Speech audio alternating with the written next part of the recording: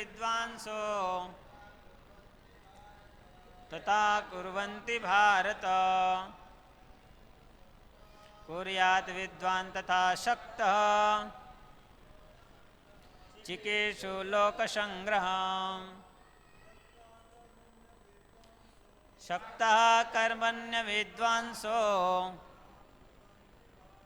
यथा कुर्वन्ति भारत।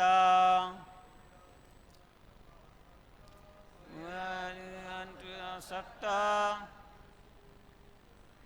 चिकीर्षु लोकसंग्रहम्। शक्ता कर्मण्य विद्वांसो तथा कुर्वन्ति भारत। कुर्याद् विद्वान् तथा शक्तः चिकीर्षु लोकसंग्रहम्। शक्ता कर्मण्य विद्वांसो यथा कुर्वन्ति भारत। कुर्याद् विद्वान् तथा शक्तः चिकीर्षु लोकसंग्रहम्। शक्तः कर्मण्य विद्वांसो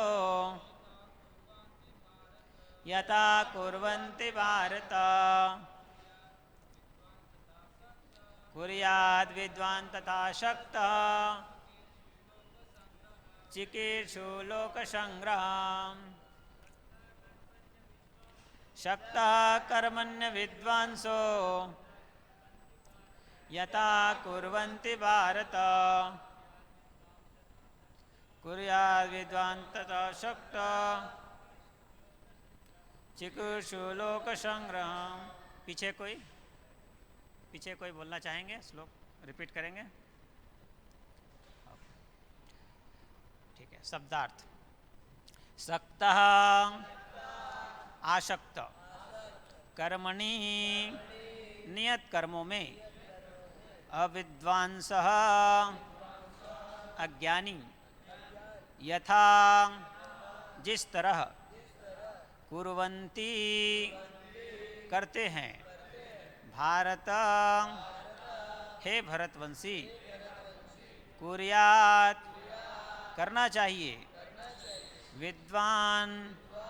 विद्वान तथा उसी तरह, अशक्तः अनासक्त, चिकीर्षु चाहते हुए भी इच्छुक,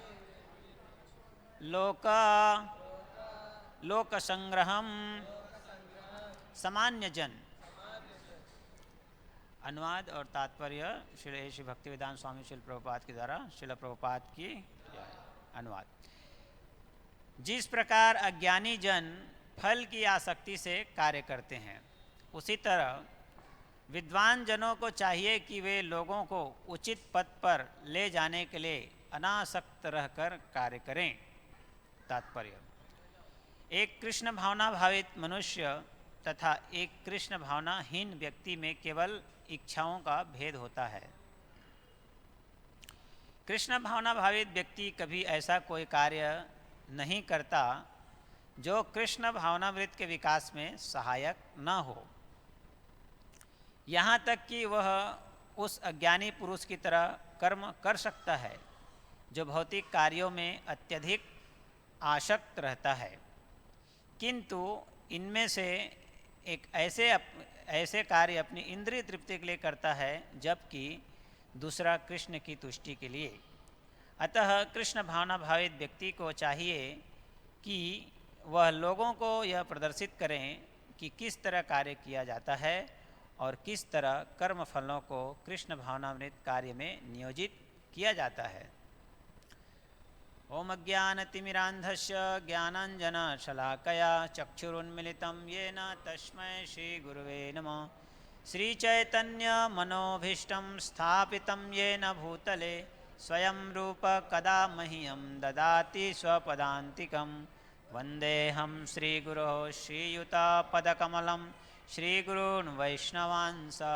श्रीरूपं साग्रजातं सहगणा रघुनाथान्वितं तं सजीवं साद्वैतं सावधूतं परिजनसहितं कृष्णचैतन्यदेवं श्रीराधाकृष्णपादान् सहगणा ललिता श्रीविशाखान्वितांश्च नमो ॐ विष्णुपादाय कृष्णपृष्ठाय भूतले श्रीमते भक्तिवेदान्तस्वामिनिति नामिने नमस्ते सारस्वते देवे गौरवाणी प्रचारिणे निर्विशेषशून्यवादी पाश्चात्यदेशतारिणे नमो महावदन्याय कृष्णप्रेमप्रदायते कृष्णाय कृष्णचैतन्यनामिने गौरतविषे नमः।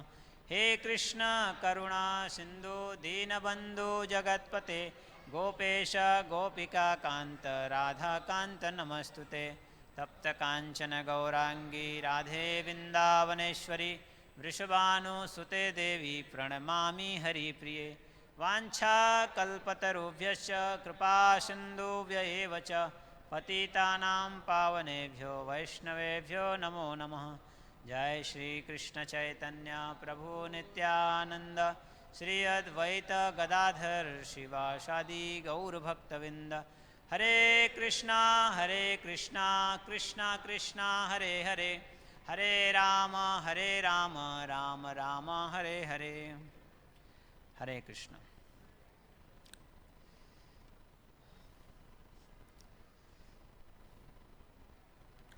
तो इस श्लोक में 25 नंबर श्लोक में मतलब लास्ट के कुछ श्लोक में भगवान ये प्रदर्शित कर रहे हैं आदर्श। कुछ श्लोकों में भगवान जो है आदर्श बनने के लिए आदर्श स्थापित कर रहे हैं कि बड़े लोग जैसे आचरण करेंगे छोटे लोग वैसे ही पालन करेंगे। तो उसी की शिक्षा भगवान इसी लिंक में आगे देते जा रहे हैं। तो पिछले के श्लोक में 24 नंबर श्लोक में भगवान बोल रहे हैं यदि मैं नियत कर्म न करूं तो ये सारे लोग नष्ट हो जाएं, तब मैं अवांछित जन समुदाय वर्ण संकर को उत्पन्न करने का कारण हो जाऊंगा और इस तरह संपूर्ण प्राणियों की शांति का विनाशक बनूंगा। फिर इस श्लोक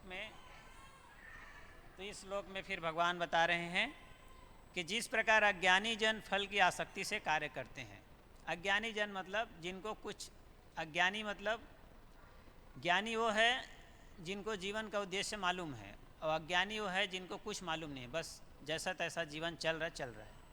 लेकिन कहाँ करना क्या है क्या नहीं करना है, कुछ अच्छा क्या है बुरा क्या है, लाभ क्या है हानि क्या है, वो जानते नहीं, कुछ एकदम अज्ञानी रहते हैं। शास्त्रों का उनको कुछ नॉलेज नहीं रहता, कोई ज्ञान नहीं रहता है, तो उनको बोला गया अज्ञानी, मूढ़। तो अज्ञानी जन जो होते हैं जिनको कुछ जानकारी नहीं रहता है शास्त्रों का, तो भगवान बोल रहे हैं उनको कि वो फल की आसक्ति से कार्य करते हैं। कोई भी कार्य करेंगे तो पहले उसको फल उसमें मिलेगा क्या, हमको कुछ भी कार्य करेंगे, चाहे कोई भी कार्य करें, वो एक्टिविटी का कोई भी अपना व्यवसाय करें या कोई भी कार्य करें, तो वो सोचते हैं उसमें मिलेगा क्या। और यहाँ तक कि भक्ति भी करते हैं कभी, तो अगर उनको बोलो कुछ भक्ति करो, भगवान का नाम जप करो, कुछ शास्त्र पढ़ो, तो इसमें भी कभी कभी उनको फल की कामना हो जाती है, इससे ये करने से हमको मिलेगा क्या इसमें। तो अज्ञानी जन लोग रहते हैं उनको हमेशा फल में ही अटैचमेंट रहता है, फल की ही आसक्ति रहता है, उनको फल की चिंता ज़्यादा रहता है। लेकिन गीता में भगवान क्या बोलते हैं, फल की चिंता मत करो, कर्मण्येवाधिकारस्ते माँ फलेषु कदाचन। कर्म करने का हम सब का अधिकार है। हमको कर्म कोई भी हमारे जो नियत कर्म है, जो भी कार्यकलाप हैं, जो भी हम सेवाएं करते हैं, जो भी हम बिजनेस व्यापार करते हैं, वो कोई भी कार्य को छोड़ने के लिए नहीं बोला गया है। तो कर्मण्येवाधिकारस्ते, हमें कर्म करने का अधिकार है, लेकिन माँ फलेषु कदाचन, हमें उसके फल पे आसक्त नहीं होना चाहिए। हम फल के अधिकारी नहीं हैं। जो भी उससे फल प्राप्त होगा, जो भी उससे मुनाफा प्राप्त होता है, उसमें हमको आसक्त नहीं हो जाना चाहिए। तो लेकिन ऐसा होता नहीं है। तो शास्त्रों की जिनको ठीक जानकारी नहीं रहता है, वो हमेशा फल में ही आसक्त रहते हैं और कभी भी अपने आप को आध्यात्मिक कार्यकलापों में नहीं लगाते हैं। देखा जाता है मंदिर में भी बहुत से लोग दर्शन के लिए आते हैं, वहाँ पर जप कराते, इतना अच्छा फ्री में बैठ करके सबको इतना अच्छा जप कराते हैं। कहीं भी नहीं होता है ऐसा कि आइए बैठिए जप कीजिए, कहीं भी ऐसा नहीं होता है। सब लोगों को बोलते हैं आइए एक माला बैठ के जप कीजिए 5 मिनट, बोले कि नहीं हमको कुछ और काम है, अभी हमको किसी से मिलना है, हमको कहीं जाना है, कुछ मीटिंग है, कुछ ना कुछ। जाना कहीं नहीं है लेकिन नहीं करने का बहुत सारे बहाने बनाएंगे। तो भक्ति जो है करना चाहिए हमको। ऐसा नहीं कि हम मंदिर आए हैं तो हमको सिर्फ अपने जो कार्यकलाप है उसी में आसक्त रहें, हम वही हमारा मीटिंग करना, वही हमारा मिलना जुलना, हमको व्यापार व्यवसाय जो है वही हमारा परम कर्तव्य है, ऐसा नहीं है। हमारे लिए एक आध्यात्मिक कार्य भी हमारे लिए वो महत्वपूर्ण है। कुछ हद तक भौतिक कार्य ठीक हैं, लेकिन असली कार्य तो मनुष्य जीवन का आध्यात्मिक कार्यकलाप करना है। तो जो अज्ञानी जन होते हैं, किसी प्रकार से उनको शास्त्रों का जानकारी नहीं होने के कारण अक्सर वो फल में ही आसक्त रहते हैं। क्या मिलेगा उसमें मुझे, और मिलेगा तभी उसमें करेंगे। तो फिर अगले लाइन में भगवान बोल रहे हैं, उसी तरह जिस तरह अज्ञानी जन फल में आसक्त रहते हैं, कार्य करते हैं, उसी तरह विद्वान जनों को चाहिए कि वे लोगों को उचित पद पर ले जाने के लिए अनासक्त रहकर कार्य करें। विद्वान जन तो जैसे अज्ञानी और ज्ञानी। अज्ञानी जैसे हैं, अज्ञानी कौन है? जिनको शास्त्रों की कुछ जानकारी नहीं है, आत्मा क्या है, परमात्मा क्या है, जीवन का उद्देश्य क्या है, बस जीवन जैसा तैसा चल रहे हैं, बस वो चल रहा है। लेकिन ज्ञानी कौन है? जिनको जीवन का उद्देश्य मालूम है। जीवन का उद्देश्य क्या है? भगवान को प्राप्त करना, मोक्ष प्राप्त करना, भगवान के धाम वापस लौटना, इस जन्म मृत्यु जरा व्याधि रूपी संसार से निकल के भगवान के धाम वापस जाना। जो जानता है ये आत्मा का स्वरूप क्या है, भगवान का सेवक हैं, जो इस तरह से जानते हैं, वो उनको ज्ञानी बोला जाता है। श्री श्री राधा रास बिहारी की जय, गौर निताय सीताराम लक्ष्मण हनुमान की जय। हरे कृष्णा। तो 20 मिनट के लिए भगवान को भोग लगने के लिए पट बंद हो रहा है। ठीक 8:30 बजे फिर से दर्शन खुलेगा, तब तक आप सभी बैठ करके भगवान की कथा सुन सकते हैं। हरे कृष्ण। तो ये जो जीवन के उद्देश्य को जानते हैं, मनुष्य जीवन का उद्देश्य क्या है, जो जानते हैं उनको बोला गया है ज्ञानी। भगवान बोलते हैं भगवद गीता में कि बहुनाम जन्मनाम अन्ते ज्ञानवान्मम प्रपद्यते वासुदेव सर्वमिति स महात्मा सुदुर्लभ। जो अनेक जन्म जन्मांतर के बाद, हम में से जितने भी यहाँ पर बैठे, हमने अनेकों बार ऐसे जन्म ले चुके हैं, अनेकों बार ऐसे शरीर ले चुके हैं, करोड़ों अरबों बार शरीर ले चुके हैं, और अनेकों जन्म जन्मांतर के बाद भ्रमण करने के बाद जो भगवान की शरण ग्रहण करते हैं उनको ज्ञानी बोला गया है। कि भाई मनुष्य जीवन का उद्देश्य जो है भगवान की शरण ग्रहण करना, उनकी सेवा करना, और हम उनके ही नित्य दास हैं, उनकी सेवा में लगें और उनको ही जानना। ये जन्मों जन्मों का चक्र के पास जो अल्टीमेट जो हमको निष्कर्ष निकलता है कि उनको ही जानने के लिए हमको ये शरीर मिला है। अगर इस तरह से वो जानता है तो वो ज्ञानी है, नहीं तो उसके विपरीत जो है वो अज्ञानी है। तो भगवान बोलते हैं उसी तरह विद्वान जनों को चाहिए कि वे लोगों को उचित पथ पर ले जाने के लिए अनासक्त रहकर कार्य करें। विद्वान जन मतलब जिनको शास्त्रों की जानकारी है। तो ऐसे बहुत से आदर्श लोग आदर्श हुए हैं। तो सामान्य जन के लिए आदर्श बनना बहुत ज़रूरी है, क्योंकि जो छोटे लोग होते हैं, छोटे मतलब जो जिन पर आश्रित रहते हैं, जो अज्ञानी लोग होते हैं, एक जो विद्वान पुरुष है वो उनके लिए आदर्श रहते हैं। उनको देख करके, उनके कार्यकलापों को देख करके वो लोग उसको फॉलो करते हैं। जैसे कि उदाहरण के लिए हम देखेंगे माता पिता है, उदाहरण के लिए घर में माता पिता हैं, तो माता पिता के ऊपर आश्रित रहते हैं बच्चे लोग।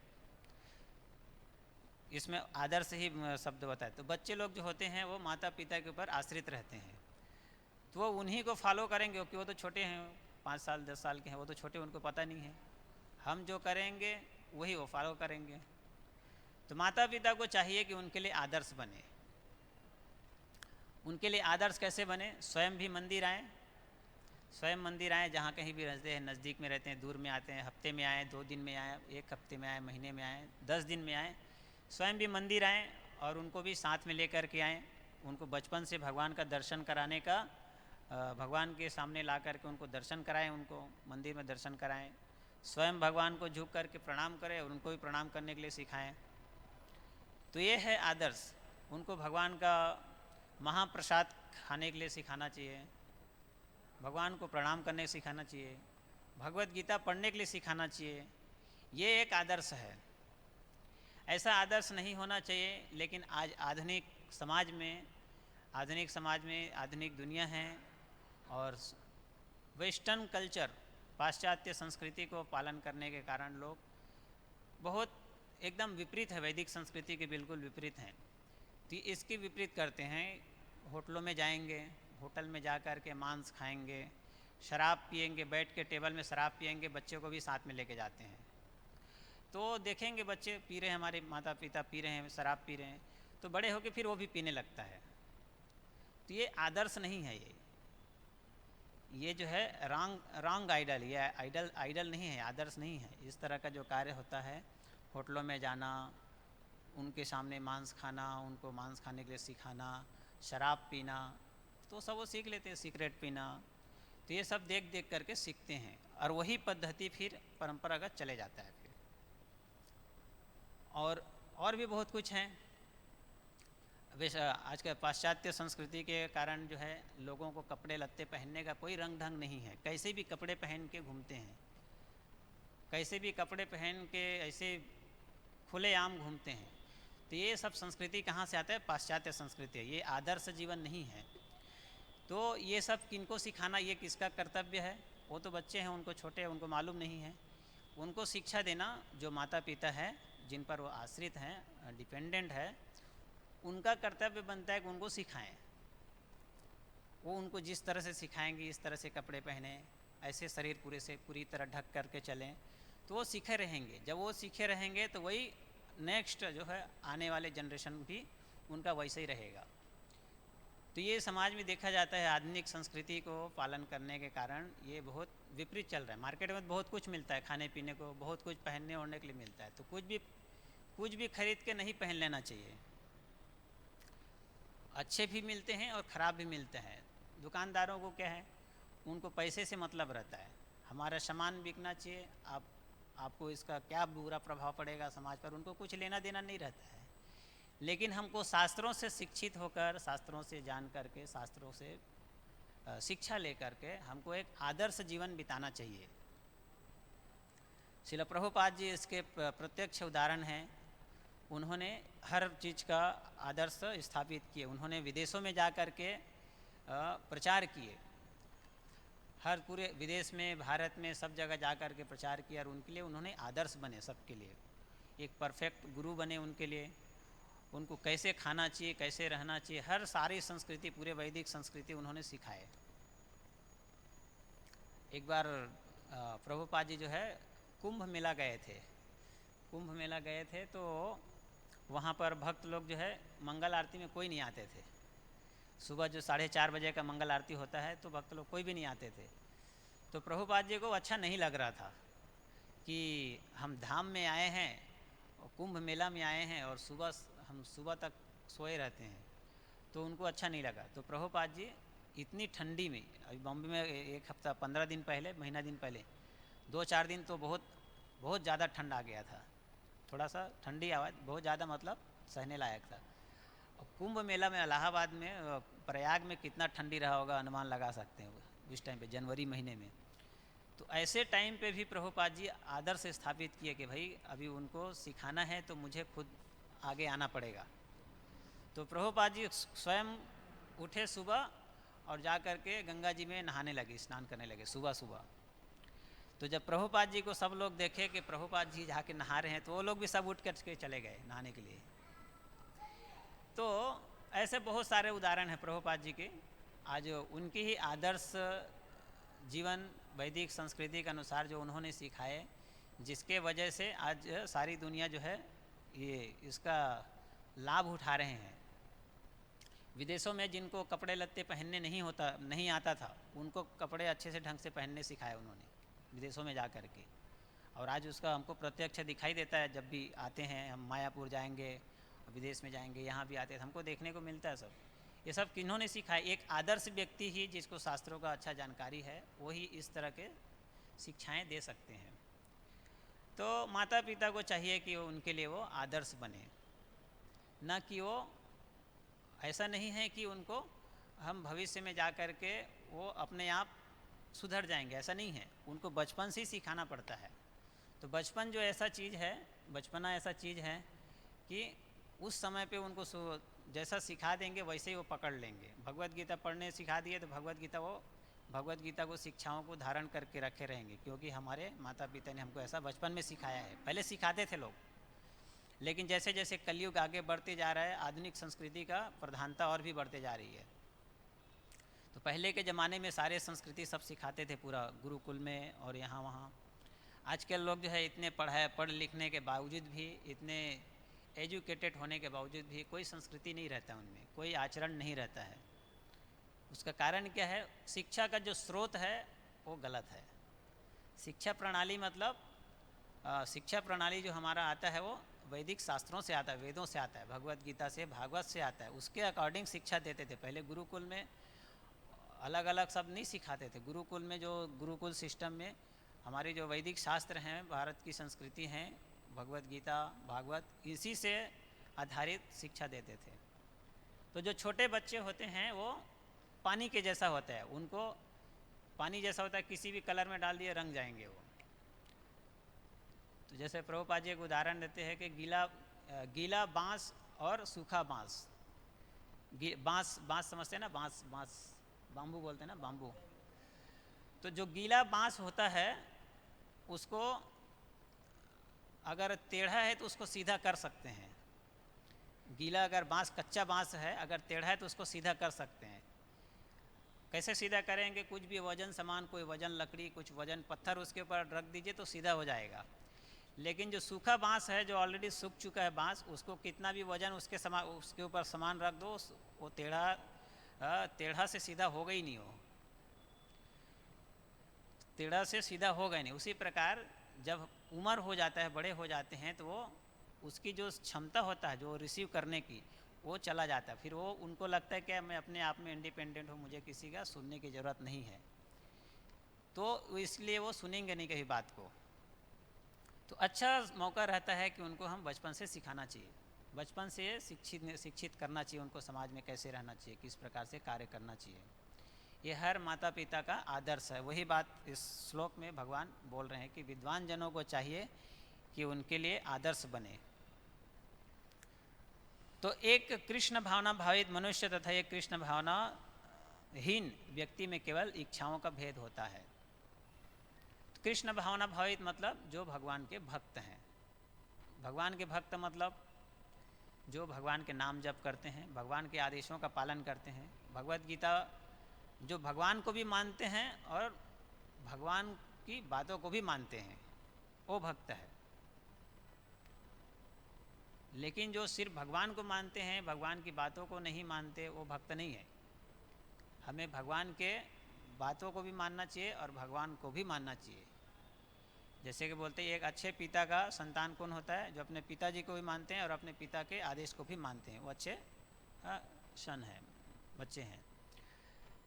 तो हमें भगवान की बातों को भी मानना चाहिए और भगवान को ही मानना चाहिए। तो इन दोनों में अंतर क्या है? कृष्ण भावना भावित और कृष्ण भावनाहीन, इनमें केवल इच्छाओं का भेद रहता है बस। दोनों हम भी व्यक्ति हैं, जितने भी भक्त बैठे हैं सब हम भी व्यक्ति हैं, आप भी सब जो भी हैं सब व्यक्ति हैं, मनुष्य हैं। लेकिन अंतर क्या है? दोनों में इच्छा का भेद है। एक की इच्छा कृष्ण की तुष्टि के लिए है, एक व्यक्ति चाहता है कृष्ण को प्रसन्न करना, वो अपने हर कार्य कृष्ण की प्रसन्नता के लिए करना चाहता है। बाह्य रूप से देखने से वो लग सकता है कि ये कोई भौतिक कार्य कर रहे हैं, लेकिन उनका आंतरिक जो इच्छा है वो कृष्ण को प्रसन्न करना है, इसीलिए वो कृष्ण भावना भावित कहलाते हैं। तो कृष्ण भावना भावित व्यक्ति कभी ऐसा कोई कार्य नहीं करता जो कृष्ण भावनामृत के विकास में सहायक ना हो। ऐसा कोई भी वो कार्य नहीं करता जो उनके कृष्ण भावनामृत कार्य के लिए अनुकूल ना हो। ऐसा कोई भी कार्य नहीं करेगा जो उनसे भक्ति से रिलेटेड ना हो। हर कार्य को भगवान से जोड़ करके कार्य करते हैं। यही एक कृष्ण भावना भावित व्यक्ति का विशेषता है। यहाँ तक कि उस अज्ञानी पुरुष की तरह कर्म कर सकता है, जो भौतिक कार्यों में अत्यधिक आसक्त रहता है।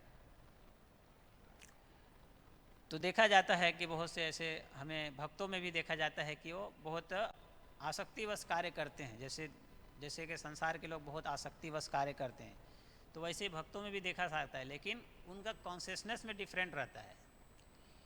वो भले भौतिक रूपों से लगता है कि ये बहुत भौतिक कार्य कर रहे हैं, लेकिन उनमें उनका चेतना में डिफरेंट है। उनकी चेतना किसके लिए? कृष्ण के प्रसन्नता के लिए है। और एक जो होते हैं जो कृष्ण की प्रसन्नता के लिए नहीं कार्य करते हैं, वो केवल अपनी तुष्टि के लिए कार्य करते हैं। बस यही अंतर है दोनों में, इच्छाओं का भेद है। जो भौतिक कार्य में अत्यधिक आसक्त रहता है, किंतु इनमें से ऐसे कार्य अपनी इंद्रिय तृप्ति के लिए करता है, जबकि दूसरा कृष्ण की तुष्टि के लिए। तो शास्त्रों में ऐसा एक श्लोक है चैतन्य चरितामृत में, कौन सा है वो? कृष्ण आत्मेंद्रिय प्रीति वांछा तारे भले काम, और कृष्णेंद्रिय प्रीति वांछा धरे प्रेम नाम। अगर हम कोई भी कार्य जो है भगवान से रिलेटेड नहीं करते हैं तो काम है वो, मतलब अब सांसारिक कार्यकलाप में आ जाता है। लेकिन कृष्णेंद्रिय प्रीति वांछा धरे प्रेम नाम, तो अगर हम कृष्ण की प्रीति के लिए कोई भी कार्य करते हैं तो वो प्रेम है वो। तो कृष्ण के लिए कार्य करने से हमको अपने आप को प्रसन्न करने के लिए, अपने आप को प्रसिद्ध करने के लिए हमको अलग से कुछ प्रयास करना नहीं पड़ता है। प्रभुपाद जी को सारी दुनिया जानते, पूरे विश्व विख्यात व्यक्ति हैं वो। उन्होंने सारे दुनिया में गए अपने स्वयं को प्रसिद्ध करने के लिए नहीं गए, वो कृष्ण को प्रसिद्ध करने के लिए गए, सारी दुनिया को कृष्ण को बांटने के लिए गए, सारी दुनिया को कृष्ण के विषय में बताने के लिए गए, और कृष्ण को बताने की वजह से वो खुद प्रसिद्ध हो गए। उनको अलग से प्रसिद्ध करने की ज़रूरत नहीं पड़ा। तो कृष्ण की तुष्टि के लिए कार्य करने से हम स्वयं भी खुश रहते हैं और भगवान भी खुश हो जाते हैं। भगवान खुश हो गए तो हमको अलग से खुश करने की ज़रूरत नहीं रहता है। तो इस तरह कर्म फलों को कृष्ण भावनायुक्त कार्य में नियोजित किया जाता है। तो हमें बहुत से ऐसे आदर्श उदाहरण हमको शास्त्र में मिलते हैं, जिसमें से एक है भगवान कृष्ण जब द्वारिका में थे। भगवान कृष्ण जब द्वारिका में थे तो बहुत प्रकार के वो आदर्श स्थापित करते थे। ब्राह्मणों की कैसे सेवा करना चाहिए, साधु संतों के लिए आश्रम बनवाना चाहिए। भगवान स्वयं आश्रम बनवाते थे। भगवान गृहस्थ आश्रम की अपने उस जीवन में आदर्श स्थापित कर रहे थे कि गृहस्थों को साधु संतों की सेवा करना चाहिए। साधु संतों के लिए वो आश्रम बनवाते थे, आश्रम बनाते थे, गौओं का दान करते थे, ब्राह्मणों की सेवा करते थे, और प्रतिदिन 3:30 बजे से 3 बजे उठ जाते थे। 3 बजे ब्रह्म मुहूर्त से कितना मिनट पहले? ब्रह्म मुहूर्त से 90 मिनट पहले भगवान कृष्ण जो है डेली उठते थे सुबह। वो क्यों उठ रहे हैं? हमको ही सिखा रहे हैं।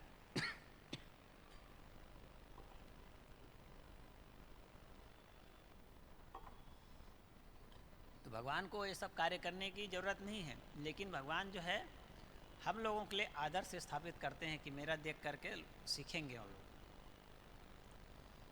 प्रतिदिन 3 बजे 3:30 बजे भगवान उठ जाते थे। किस लिए? कि भगवान को जब हम लोग कृष्णा बुक पढ़ते हैं, भगवान 3:30 बजे उठते तो हमको प्रेरणा मिलती है, हमको भी उठना चाहिए करके। कृष्णा बुक पढ़ते हैं तो हम लोग को भी प्रेरणा मिलती है। मिलता है कि नहीं?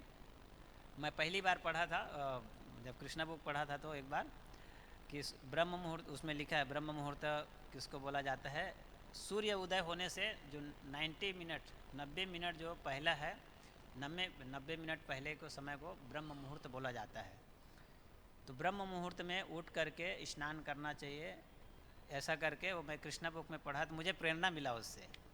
तो ऐसे कितने लोग कृष्णा बुक पढ़ते होंगे, कृष्ण भागवतम पढ़ते हैं, कितने लोग कृष्णा बुक पढ़ते होंगे, और सबको प्रेरणा मिलती है केवल कृष्ण के इस तरह कार्य करने के लिए कि सुबह उठना चाहिए। ब्रह्म मुहूर्त में उठने से व्यक्ति स्वास्थ्य अच्छा रहता है और बहुत अच्छा लगता है। आध्यात्मिक कार्यकलाप करने के लिए पूरे 24 घंटा में जो सबसे सर्वोत्तम जो समय होता है वो ब्रह्म मुहूर्त होता है, सुबह का समय जो होता है। तो हर एक व्यक्ति को प्रयास करना चाहिए, ब्रह्म मुहूर्त में उठने का प्रयास करना चाहिए। तो प्रभुपाद जी जो है जब बचपन में प्रभुपाद जी जब छोटे थे, करीब 2-3 साल के थे, तो प्रभुपाद जी जो है सोए रहते थे सुबह। उनके पिताजी जो है डेली सुबह उठ करके श्री राधा गोविंद जी का आरती किया करते थे।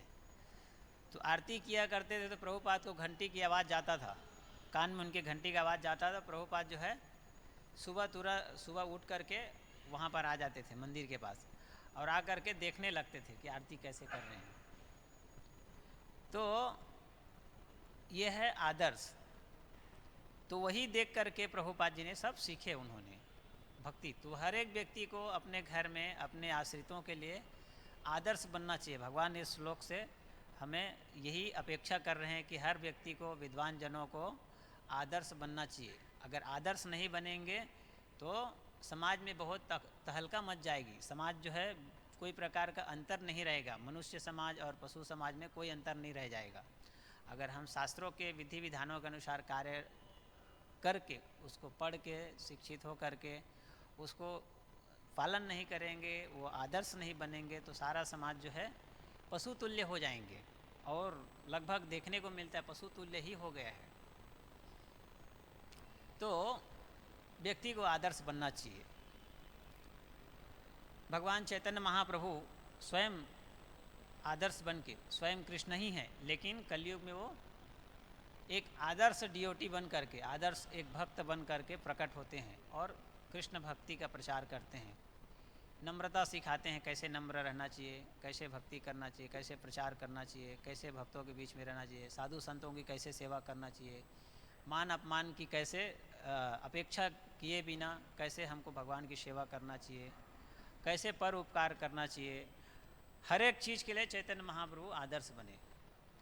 तो आदर्श बनना, इसलिए बड़े बड़े लोग जो है भगवान स्वयं आदर्श बन के क्यों आते हैं, क्योंकि बड़े लोग जो करते हैं वही कार्य करते हैं। बचपन में देखा जाता है कि कोई टीचर होता है। हम जब स्कूल पढ़ते थे तो टीचर कोई कुछ बच्चे लोग गांव के सरकारी स्कूलों में पुड़िया में तंबाकू लेके जाते थे, खाते थे वो लोग छुप छुप के। तो कभी कभी टीचर उनको पकड़ भी लेते थे।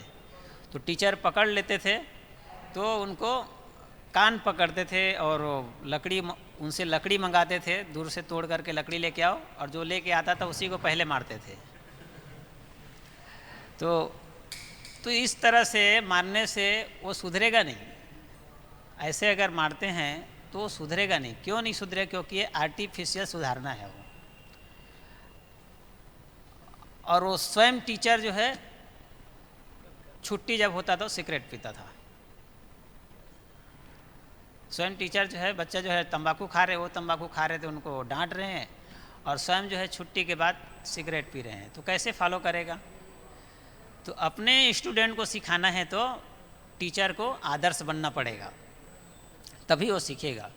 अगर हम खुद फॉलो नहीं करते हैं और दूसरे को हम टीचिंग करते हैं तो उसके अंदर वो ट्रांसफ़र नहीं होगा। जो हम जो गुण बता रहे हैं, जो कुछ कार्य करने के लिए उनको बोल रहे हैं, उनके अंदर ट्रांसफ़र नहीं होगा। श्रीमद् भागवतम में बोलते हैं विदुर जी कि जो साक्षात्कारी व्यक्ति होते हैं, विद्वान जन, जिनका अनुभव रहता है, जो वो कार्य को कर रहे हैं, अगर वो दूसरों को वो टीचिंग करता है तो जो उनका साक्षात्कार है वो दूसरों के अंदर ट्रांसफ़र होता है। वो इसमें कोई संदेह नहीं रहता है। अगर हम खुद फॉलो नहीं करते तो नहीं करते। अभी वो जो टीचर स्टूडेंट है, ठीक है, टीचर ने डांट दिया तो स्कूल में तंबाकू नहीं खाएंगे, लेकिन जैसे घर में जाएंगे रास्ते में खाते खाते जाएंगे, तो कैसे सुधरेंगे फिर?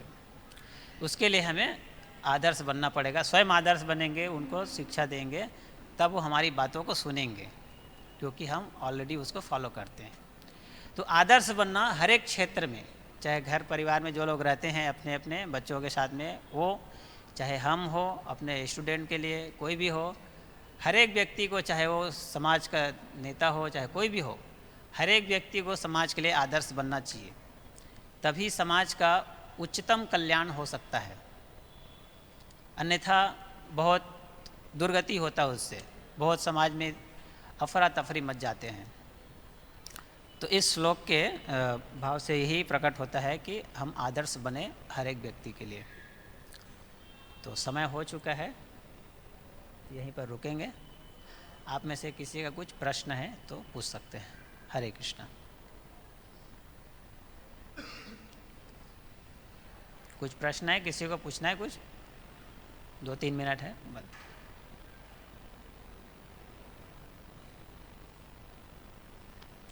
ओके, हरे कृष्ण।